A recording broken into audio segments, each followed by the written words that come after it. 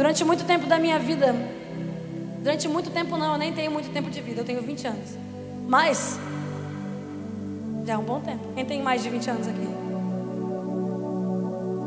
Quem tem menos de 20? Viu?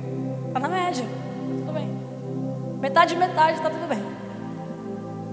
Digamos que eu vivi uma vida até os meus 15 anos e dos meus 15 anos aos 20 eu vivo totalmente outra. Eu sou filha de pastor desde sempre. Não.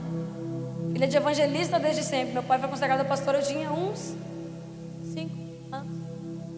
Não importa. Meu pai era pastor desde que eu sabia o que era certo e o que era errado. Mas nem por isso eu era santa. Nem por isso eu era salva. Nem por isso o meu lugar no céu estava garantido. Tem algum filho de pastor aqui? Jesus vai pegar você hoje. Jesus tem um troço com isso.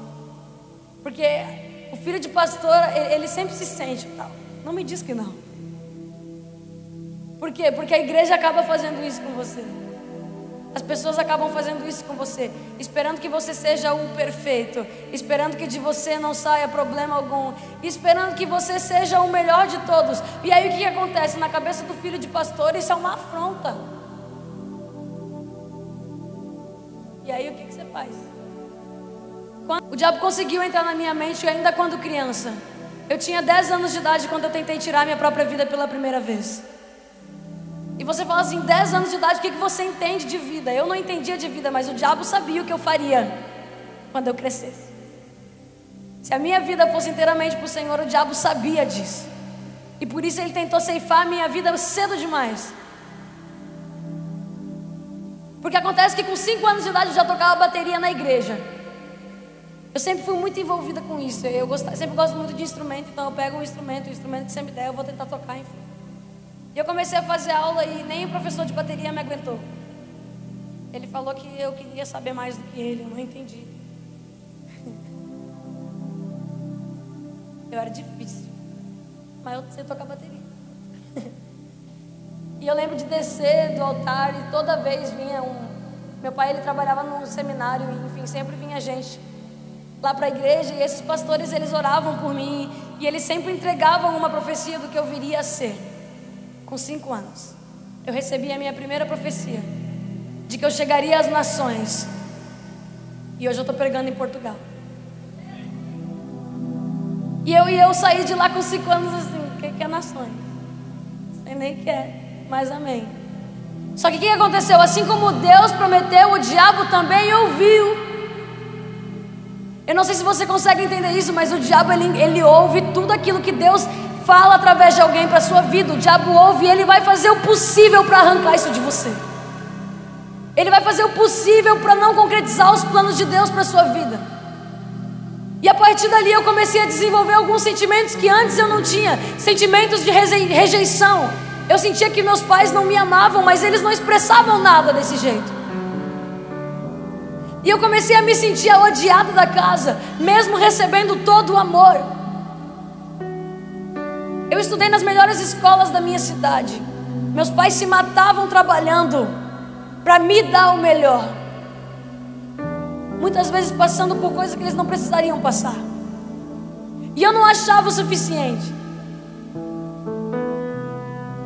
E o meu ego foi crescendo, as minhas amizades foram interrompendo, tudo foi entrando na minha vida como influência negativa. E com 10 anos de idade, eu pego um saco plástico, eu coloco na minha cabeça e eu me tranco no meu quarto. E eu falo, eu vou acabar com a minha vida. E sabe o que acontece? Eu tranco aquilo, coloco as minhas mãos para trás. Quando eu já não conseguia respirar, minha irmã, ela arromba a porta do meu quarto, ela arranca a sacola plástica da minha cabeça e ela fala, hoje não, diabo. E eu respirei, comecei a chorar. E eu nem entendia. Nem era eu. Não era eu.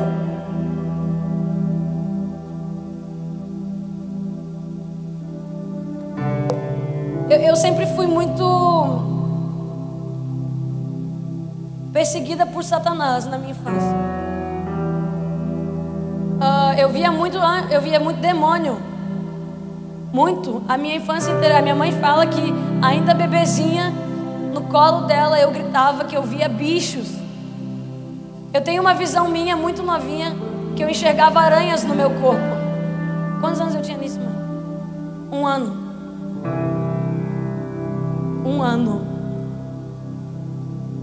E eu fui muito atormentada por isso, e eu tinha muitas visões, os demônios me visitavam muito. Uma visita que eu não queria ter. E quem já assistiu o filme Paixão de Cristo ou já ouviu falar? Levanta a mãozinha sem vergonha. Quem nunca? Paixão de Cristo é um filme cristão que mostra o que Jesus fez por nós. Se você puder e tiver a oportunidade, assista.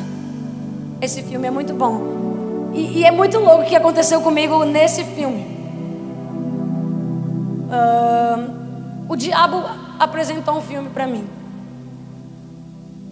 Eu vou contar isso. E isso aqui não vai te dar terror, nem medo, nem nada, porque Jesus está aqui, tá bom? Amém? Você crê nisso? Jesus é muito maior do que o diabo. Ele já venceu o diabo na cruz. Não tem o que temer. Deus é maior. E Ele não pode te tocar. A partir desse momento você está blindado por Jesus. Amém? Então pronto. E aí eu lembro que eu queria muito ver esse filme, porque todo mundo falava desse filme. Eu devia ter os meus 11, 12 anos de idade. I don't remember.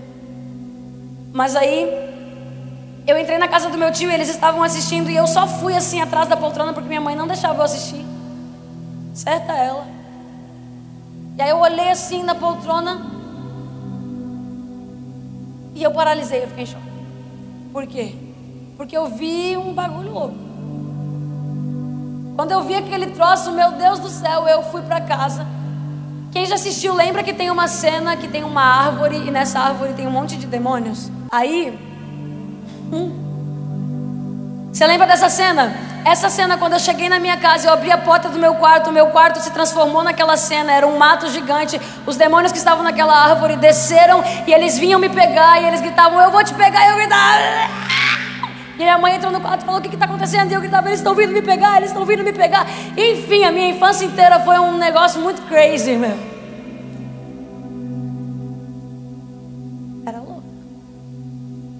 E aí eu comecei a ficar com medo, eu comecei a atrair várias coisas para minha vida, e aqueles sentimentos me faziam mal, porque eu ainda não entendia o que eu precisava fazer para mandar aquelas coisas embora. Por mais que meus pais sempre fossem e orassem comigo, eu não tinha força suficiente, eu era uma criança.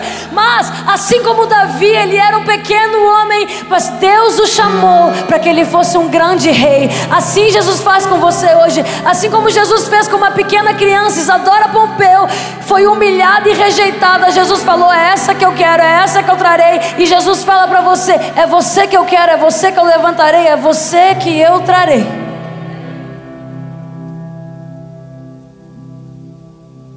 E aí, enfim, foi passando, eu virei daí com 14, 13 anos. Cara, eu nunca lembro, certo? Mas é mais ou menos essa idade. Eu fiz uma oração, eu dobrei o meu joelho e eu gritei para Jesus, eu falei: eu não aguento mais. Aí você pega esse dom, todo mundo diz que é um dom.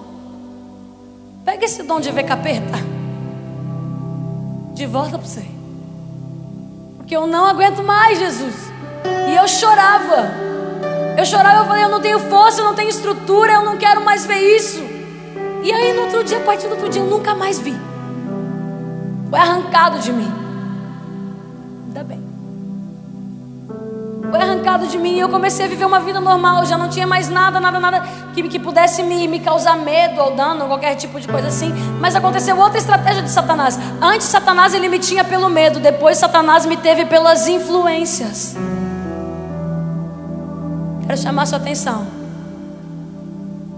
Você acha que vai aparecer um Satanás na sua frente e dizer: ei, eu quero te levar para a morte? Provavelmente ele vai mandar os seus amiguinhos falarem com você primeiro. O diabo não é bobo. O diabo não é besta. É a besta, mas não é bobo. Fiquei confuso aqui um pouco. Deu para entender? Ele é a besta. Aí você me pergunta: tá, Isadora, então eu não posso ter amigo? Cara, Jesus tinha 12. Dos 12, um traiu ele com um beijo no rosto. Os 3 que ele mais precisava e mais contava, ficaram dormindo quando ele foi para a guerra? Quando ele foi orar lá no monte, guerrear com os capetas? Eu vou te dizer uma coisa, eu não sei se você pode ou não ter amigo. A palavra de Deus diz que o homem não foi feito para estar só, mas a sua luta é você quem tem que lutar. A sua salvação é sua. E o diabo vai tentar você. E foi o que ele fez comigo. Sabe o que o diabo apresentou para mim? Eu saí de uma das melhores escolas de Caxias do Sul e fui para a pior de todas. Meus pais passaram por uma crise financeira muito difícil naquela época. E a gente perdeu muita coisa que nós tínhamos. Nós saímos de um lugar grande e fomos para um lugar pequeno, no salão que eles tinham. E do nada meu pai falou para mim, para nossa família, que a gente ia ter que se mudar, enfim, de escola. E eu não ia mais estudar onde eu estava fazendo amigos, sei lá. E aí eu fui para essa escola nova e era bem diferente. Era diferente por quê? Era divertida. Porque a escola particular, ela é meio assim, rígida. E aí eu cheguei na pior escola eleita de Caxias, que é onde eu moro. Morava. E aí, o que o diabo apresentou para mim por primeiro? Menino. Tô falando com você, coração. Eu sei que Deus está falando com gente aqui. O diabo apresentou menino para mim. E falou assim, não, você é bonita, cara. Eu era horrível, meus dentes eram separados, eu tinha um cabelo de emo. Isso aqui não pode ser de Deus. Uma mentira dessa. E aí ele apresentou pra mim a fofoca, ele apresentou pra mim a mentira.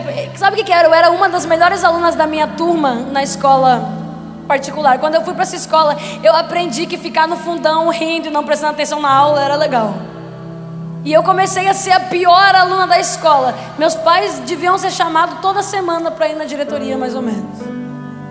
Sim ou não, mãe? Sim.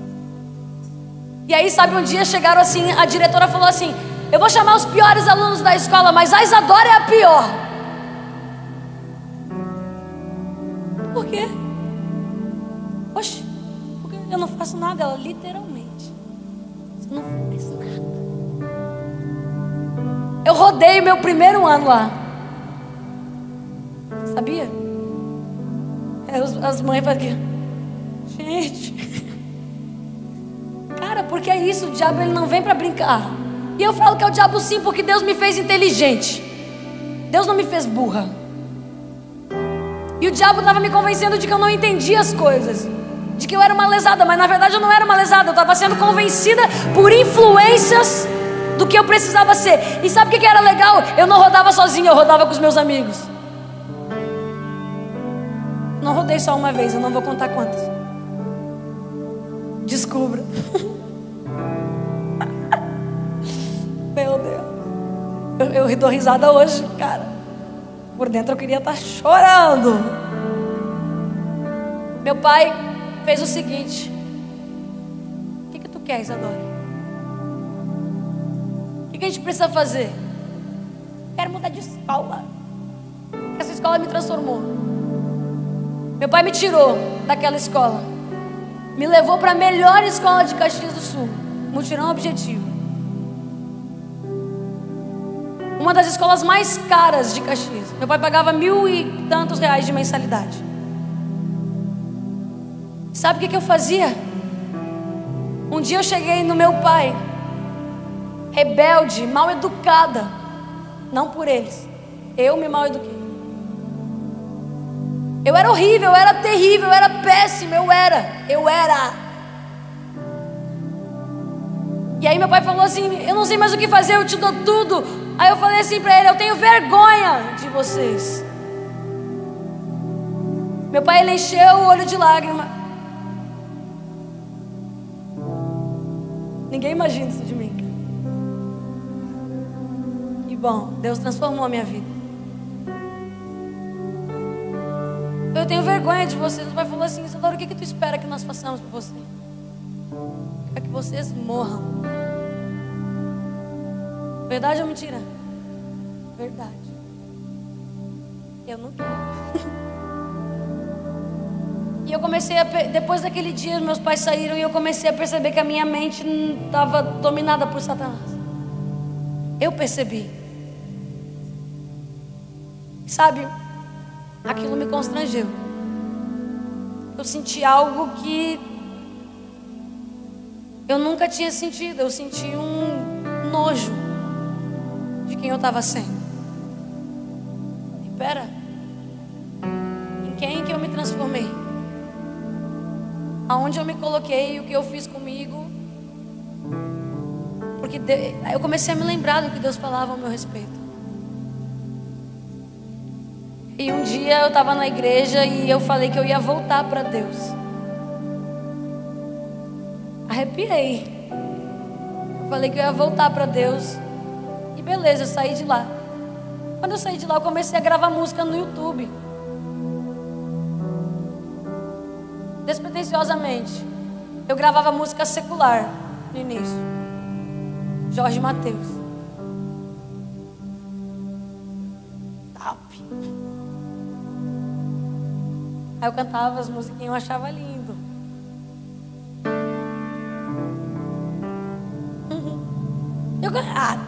E eu fui ficando boazinha. Olha que diferente. Por quê? Não sei. Eu comecei a cantar as músicas, eu me sentia melhor, me sentia mais leve e tal. Até que